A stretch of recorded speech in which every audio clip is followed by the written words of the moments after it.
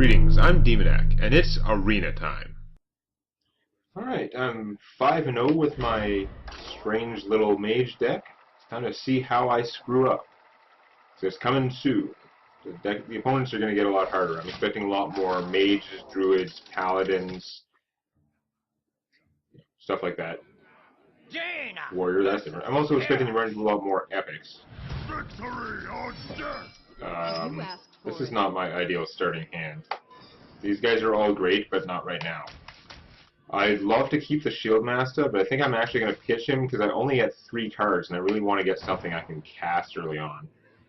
There is a fair amount of cheap stuff in this deck. See, that's a way better casting cost curve. That's like fine. Going first is poor, but yeah, whatever. So I will crush you. Now, I think I'm going to mirror image here. Again, there's the concern about him like cleaving them, which would kind of suck, but I'd rather get that out now because I'm going to be busy putting out the Berserker and then probably pinging the Berserker and stuff. See, he didn't coin and cleave, because that would be kind of a weird, expensive way to get rid of them. It didn't make a lot of sense. But now I can put this out, and now if he cleaves, there's a chance that he'll kill one of them and actually help him, turning him into a 5-1. So that would be kind of silly. Instead, he is going to play a Warsong Commander. Oh boy, does that thing have to die. That thing has to really, like, mega die. Really bad thing to have out. Now, on the other hand, instead of killing it, I could just Iron Beak Owl, silence it, and then start beating him down. But no, if I'm going to spend all... I'm not going to be able to do 2 things on this turn with 3 mana. If I'm going to spend all my mana anyway, I'm going to kill him. You die now. Goodbye. Which is again why when I play a warrior, I save those in my hand. So what's he going to do? Interesting fact, from checking between games, I've determined that I actually only have 6 spells in my deck, half of which are mirror image. Which is really funny when you start thinking about the fair number of cards I have that do stuff based on what number of spells I have. This is interesting. I think the way to get the most offense out of this is to Dark Iron my image here. Start beating him down. Again, at some point I want to ping this guy and make him do way more damage, but at this point I think I'm still better off putting out more things. I don't want to spend half my mana pinging this guy and then have him just get sorted, or axed, or whatever. Although now when I do that, then he axes him and it's going to hurt more. Now I need to spend this on getting rid of a bubble. Or I could silence it. Okay, that's what's going to happen now, actually. I'm going to silence that bad boy. Bloop. And I'm going to eat him with the Dark Iron Dwarf. I have a high iron diet. And I'm going to ping this guy, leaving my army super vulnerable to any kind of AoE. He really wishes he could draw a cleave now, but on the other hand, he's down to half health already. So this is going to be interesting. Yeah, as I mentioned, I'd counted, I only have 6 spells in my deck. Half of them are mirror image, which makes it kind of funny with the other things that interact with spells. I don't actually, the only spell power creature I have is the Drake who draws me a card. So I think I consciously didn't prioritize the spell power stuff later on because I knew I wasn't getting many damage spells. But yeah, it makes the Kirin Tor, the Violet Teacher and all that stuff kind of funny. So I've got no one for this thing to beat up. There's nothing to kill with the Ardent Commander. On the other hand, if I put him out, I could do a lot of damage.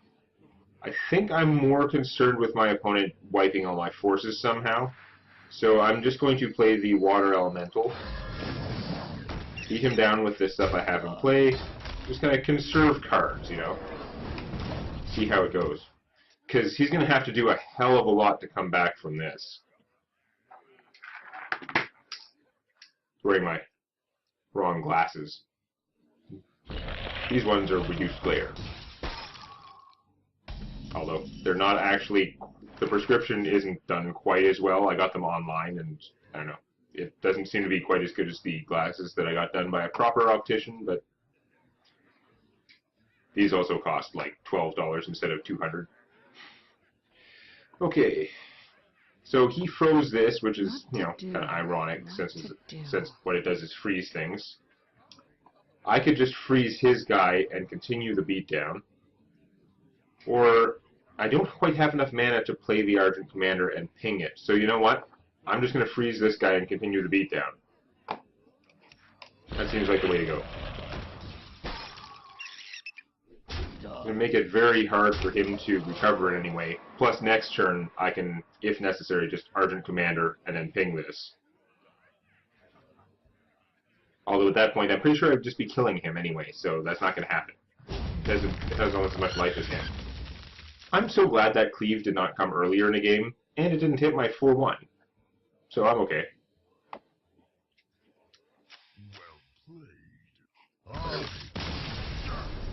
You choose it. That was the fastest game. Holy crap. It's not actually the fastest game in history at all, but that was a short win, and I'm now up 6-0, which is crazy. I don't know if you have to have the exact same record to get matched. Like, I don't know if that guy was 5-0, because I think that would really slow down the amount of matches you get towards the end. I mean, not many people go 6-0, so it'd be hard to, or 7-0 or whatever, so it'd be hard to find an opponent for me. But they're the Paladins. This is what I'm worried about. Paladins, Mages, Druids. They're the ones that I'm most concerned about running into it when I get into the people with a better record, people who have more epics and stuff.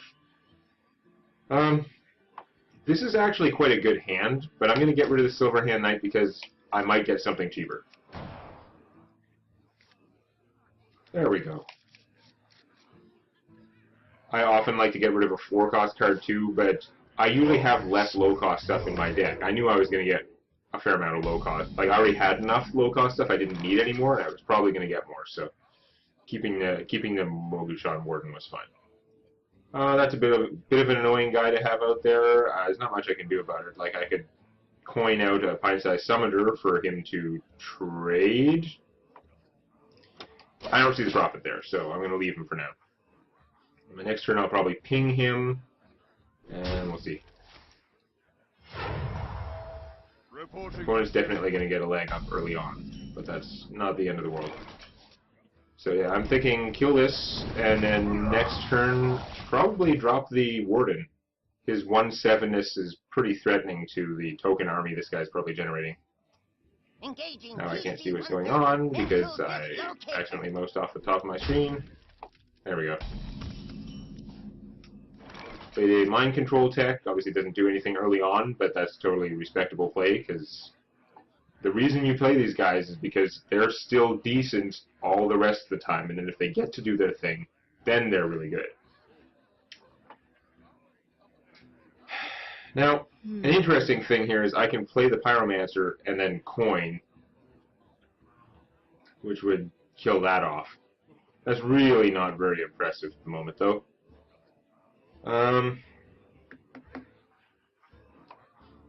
It's not the best, isn't the best setup right now. I wonder. This does make me want to save the coin, though, because that coin is effectively an Arcane Blast for me if I play him first.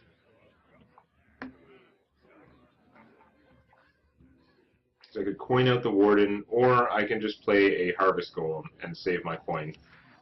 I think I'll do that. It's not a great place to be if you're a Harvest Golem, but he can take it.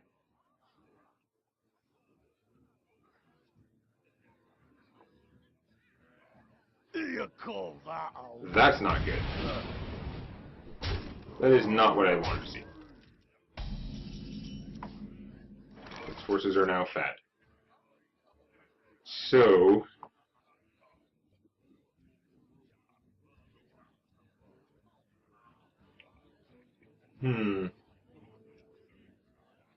If I play the Pyromancer, then coin, then the token dies, this guy will be in kill range for the Harvest Golem.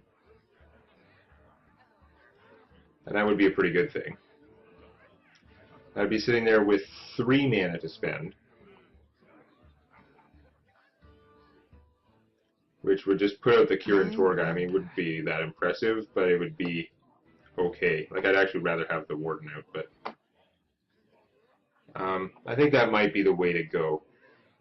Whatever, it's the flashier play. Always go for flash over substance. That's what I'm teaching you. I wonder. Really, what I'm teaching you is mostly from my mistakes. So let's see some mistakes here.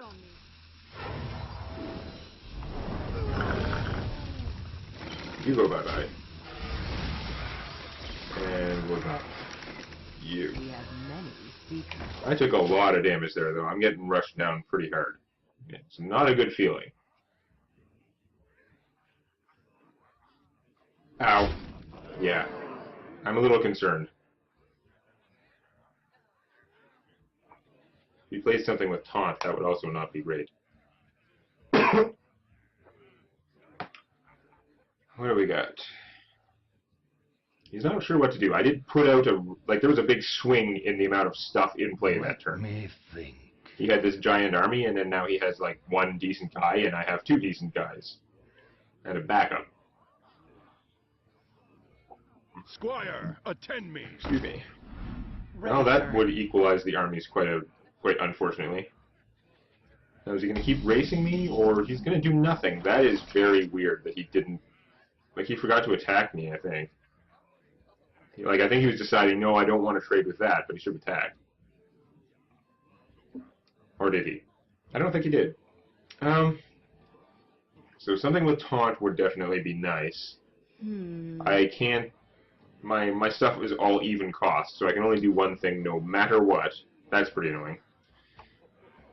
This guy can trade for that. Like, I'm so far behind in health, I'm definitely better off doing some trades here, I think. So I think I'm going to trade my Kirin Tor Mage for him. And this guy wasn't that great anyway, so I'm going to trade him for Dark Iron Boy. And I'm going to keep him, though. He's okay. I'm going to instead play the Shield Master and do some damage.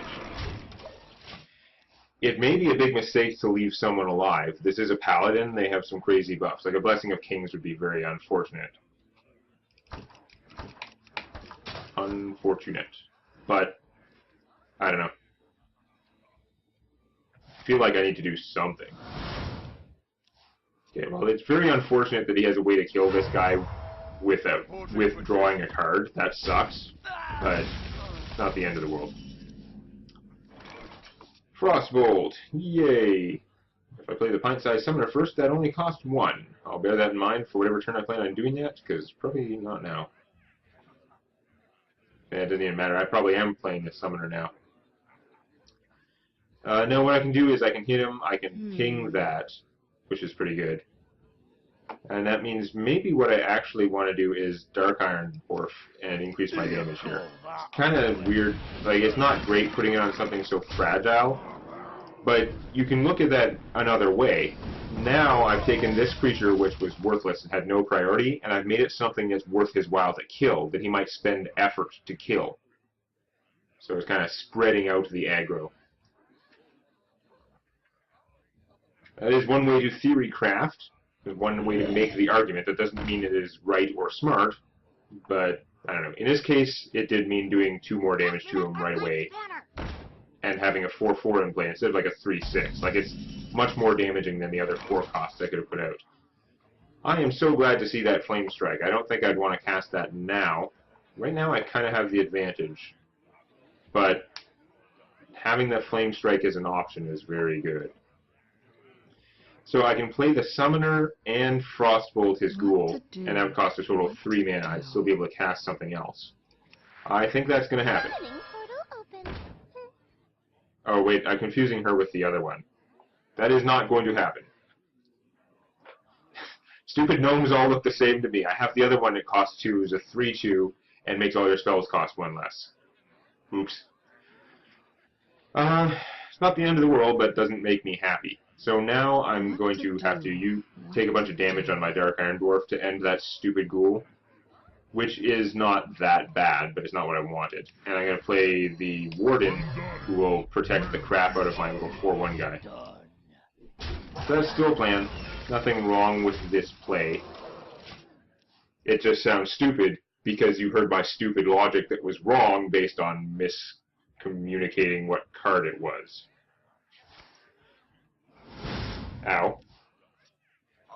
Well, that's interesting. I mean, Holy Wrath can potentially do a fair chunk of damage, but because you have to choose the target before you know what it's going to be, how much damage it'll be, it's kind of lame. See, by spreading out my +2, he was forced to waste this guy's amazing power. No, it's not really a waste. He was forced to expend this guy's amazing power on him. And just for the power of irony, here's the guy I thought I had. She's actually cheaper because of the wrong gnome. Wrong gnome made me laugh because it rhymes with lawn gnome. Lame. Anyway, what do I actually do about this situation? I can hit him for 4 damage. None of my creatures is very effective at killing his creatures. Like, at all. 0, negative. I'm not going to flame strike his pathetic army, that's for sure. It might be worth frostbolting this guy, just because it reduces... He already doesn't have a lot of capabilities, but that would reduce it even further. And that would take me 2 mana to play this and then that, leaving me with 5. These guys will go up in price afterwards. I think I'm going to do that. This gets me out some army. And this eliminates some of his army. Oh, it leaves me with 6 mana, because I can't count. To be fair, it's a little bit like brain altering to be casting the things that are counting numbers that are changing all the time, but I should have been able to figure it out. Anyway, now it's just going to beat down. I'm obviously going to save my Ironbeak Owl because I could do something good later. Just having a 2-1 is not worth it when I have all this AoE bait already. I'm waiting for the other shoe to fall. I'm waiting for a Consecrate.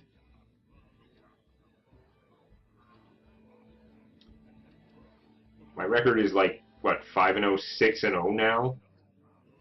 Opponents that run into me, I would expect them to have Consecrate. Equality is a very good card. I just got one of those for my constructed deck. It's super awesome.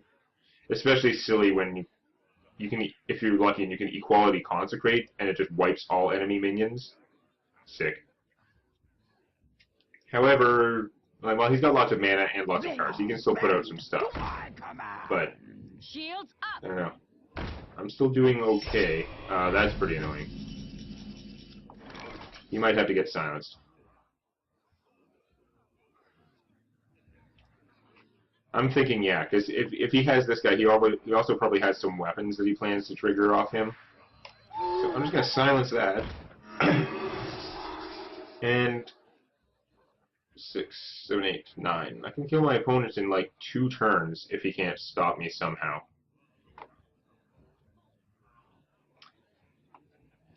Yeah. I'm gonna hold on to the Flame Strike. I'm gonna use the Mirror Image. If he AoEs me, it'll be annoying. If he's planning on using a weapon, he's gonna be annoyed because of this guy. But yeah, I'm gonna use the Mirror Image, push me up to the maximum number of creatures. And hope that means that he can't stop my army from killing him next turn. If he somehow puts out a whole pile of creatures, I can Flame Strike them.